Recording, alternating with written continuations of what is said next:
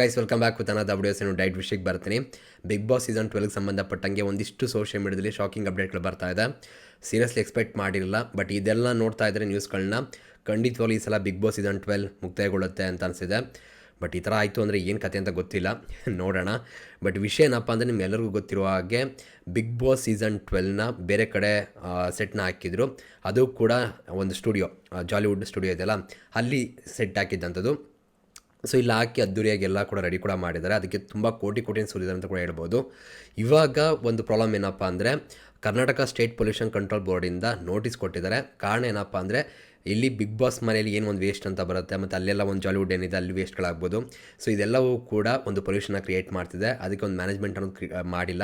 So ಸೀದಾ ಮೋರಿಗೆ ಹೋಗೋ ರೀತಿ ಮಾಡಿದ್ದಾರೆ. ಅದರಿಂದ ಪೊಲ್ಯೂಷನ್ ಕ್ರಿಯೇಟ್ ಆಗ್ತಿದೆ ಅನ್ನೋದು ಮೇನ್ ವಿಷಯ ಆಗಿರುವಂಥದ್ದು.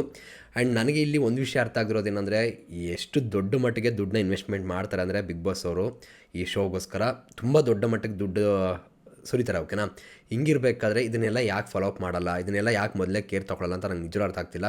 ಪ್ರತಿ ಸೀಸನ್ ಏನೋ ಒಂದು ಕತೆ ಆಗುತ್ತೆ, ಅದೇ ರೀತಿ ಆಗುತ್ತೆ ಅಂತ ಅಂದ್ಕೊಂಡ್ರೆ ಇಲ್ಲ, ಈ ಥರ ಸ್ವಲ್ಪ ಸೀರಿಯಸ್ ಆಗೇ ಇದೆ ಅಂತ ಅನಿಸಿದೆ. ಆ್ಯಂಡ್ ಇವಾಗ ನೀವು ಸ್ಕ್ರೀನ್ ಮೇಲೆ ನೋಡ್ತಾ ಇರ್ಬೋದು, ನಮ್ಮ ಹೋರಾಟಗಾರರೆಲ್ಲ ಹೋಗ್ಬಿಟ್ಟು ಬೀಗ ಹಾಕಿರುವಂಥದ್ದು, ಜೊತೆಗೆ ಎಲ್ಲ ಹೋರಾಟ ಮಾಡ್ತಿರುವಂಥದ್ದು, ಇದೆಲ್ಲ ನೋಡ್ತಿದ್ದೀರಾ. ಇದು ಯಾವ ಲೆವೆಲ್ಗೆ ಹೋಗುತ್ತೆ, ಏನಾಗುತ್ತೆ ಅಂತ ಕಾದು ನೋಡಬೇಕಾಗತ್ತೆ. ಬಟ್ ಏನಂದರೆ, ನಾನು ಅಂದ್ಕೊಳ್ಳೋಂಥದ್ದು ಪ್ರತಿ ಸೀಸನ್ ಏನೋ ಒಂದು ಆಗ್ತಿರುತ್ತೆ. ಸೊ ಅಟ್ಲೀಸ್ಟ್ ಈ ಸೀಸನ್ ಆದರೂ ಅದು ಯಾವುದು ಕೂಡ ಆಗದಂತೆ ಏನಾದ್ರು ಒಂದು ಕೇರ್ ತೊಗೊಳಕ್ಕಾಗಲ್ವ ಇವ್ರ ಕೈಲಿ? ಅಟ್ಲೀಸ್ಟ್ ಮೊದಲೇ ಇವೆಲ್ಲನೂ ಕೂಡ ಆಗ್ಬೋದು ಅಂತ ಒಂದು ಗೆಸ್ಸರ್ ಮಾಡೋಕ್ಕಾಗಲ್ವಾ? ಯಾಕಂದರೆ ಕೋಟಿ ಇನ್ವೆಸ್ಟ್ಮೆಂಟ್ ಮಾಡ್ತಾರೆ. ಇದೆಲ್ಲ ದೊಡ್ಡ ವಿಷಯನೇ ಅಲ್ಲ, ಸಾಲ್ವ್ ಮಾಡ್ಕೋಬೋದಾಗಿತ್ತು. ಬಟ್ ಅದನ್ನೆಲ್ಲ ಯಾಕೆ ಮೊದಲೇ ಮಾಡ್ಕೊಳ್ಳಲ್ಲ, ಏನು ಕತೆ ನಂಗೆ ನಿಜವೂ ಅರ್ಥ ಆಗ್ತಿಲ್ಲ. ಇವಾಗ ಏನಪ್ಪ ಅಂದರೆ, ಸೀಸನ್ ಏನಾದರೂ ಸ್ಟಾಪ್ ಆಯಿತು ಅಂದರೆ ಅದು ಹೊಡೆತ ಬೀಳುತ್ತೆ. ಬಟ್ ಏನಾದರೂ ಮತ್ತೆ ಸ್ಟಾರ್ಟ್ ಮಾಡಬೇಕು ಅಂದರೆ ತುಂಬ ಕಷ್ಟ ಆಗುತ್ತೆ. ಸೊ ಇವಾಗ ನೋಟಿಸ್ ಕೊಟ್ಟಿದ್ದಾರಲ್ಲ, ಸೊ ಅದಕ್ಕೇನು ರಿಪ್ಲೈ ಬರುತ್ತೆ, ಏನು ಕತೆ ಏನಾಗ್ಬೋದು ಕಾದು ನೋಡಬೇಕಾಗುತ್ತೆ. ದುಡ್ಡಿದೆ, ಪ್ರಾಬ್ಲಮ್ ಇದೆ, ಸೊಲ್ಯೂಷನ್ ಕಂಡುಹಿಡ್ಕೋಬೋದು. ಏನು ಸೊಲ್ಯೂಷನ್ ಕೂಡ ಅಂತಲೂ ಗೊತ್ತಿದೆ, ಏನು ಮಾಡ್ಬೋದು ಅಂತ ಕೂಡ ಅಲ್ವಾ? ಸೊ ಅದನ್ನು ಮಾಡಿದ್ರೆ ತುಂಬ ಬೇಗ ಮಾಡಿದ್ರೆ ಒಳ್ಳೆಯದು ಅಂತ ಅನಿಸುತ್ತೆ. ಇಲ್ಲಾಂದರೆ ಇದು ಬೇರೆ ಥರನೇ ಆಗುವಂಥ ಸಾಧ್ಯತೆ ಕೂಡ ಇದೆ. ಏನಾಗುತ್ತೆ ಏನೋ ಗೊತ್ತಿಲ್ಲ ಗುರು. ಆಗಿರೋದು ಒಂದೇ ವಾರ ಆಲೇ ಈ ಥರನ. ಆ ಬಿಗ್ ಬಾಸ್ ಮನೆ, ಆ ಜಾಗ ಆ ಥರ ಕೆಟ್ಟದಾಗಿತ್ತು ಅಂತ ಅಂದ್ಕೊಂಡ್ರೆ ಇಲ್ಲೂ ಅದೇ ಕತೆ. ಏನೋಪ್ಪ, ನಮ್ಮ ಕನ್ನಡ ಬಿಗ್ ಬಾಸ್ಗೆ ಯಾಕೆ ಹಿಂಗೋ ನನಗಂತೂ ಅರ್ಥ ಆಗ್ತಿಲ್ಲ. ಅಂದರೆ ಒಂದು ರೆಸ್ಪಾನ್ಸಿಬಿಲಿಟಿ ಇಟ್ಕೊಂಡು ಮಾಡಬೇಕು ಯಾವುದೇ ಶೋಗಳನ್ನಾದರೂ ಕೂಡ.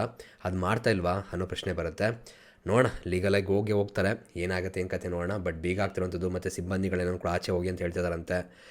ಎಲ್ಲಿಗೆ ಹೋಗಿ ಮುಟ್ಟುತ್ತೋ ಏನು ಕತೆನೋ ದೇವ್ರೆ, ನೋಡುವ. ಇವಾಗ ತಾನೇ ಸ್ವಲ್ಪ ಜಗಳಗಳೆಲ್ಲ ಶುರು ಆಗ್ತಿತ್ತು ಬಿಗ್ ಬಾಸ್ ಮೇಲೆ. ಇವಾಗ ನೋಡ್ರಿ ಈ ಕತೆಗಳು.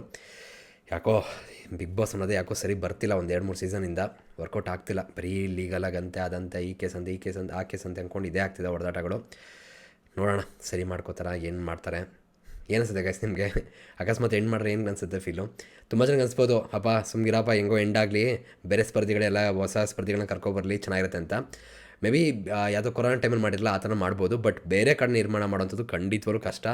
ಸೊ ಸೆಟ್ ಹಾಕಲ್ಲ. ಇಲ್ಲಿರೋಂಥ ಪ್ರಾಬ್ಲಮ್ನ ಸೊಲ್ಯೂಷನ್ನ ಕಂಡಿಡ್ಕೋತಾರೆ ಈ ಪ್ರಾಬ್ಲಮ್ಗೆ ಅಂತ ಅನಿಸುತ್ತೆ. ಕಾದು ನೋಡೋಣಪ್ಪ. ವಿಚಿತ್ರ ಏನಾಗುತ್ತೋ. ಸಿಗೋಣ ಮತ್ತೆ. Thank you guys, love you guys, bye.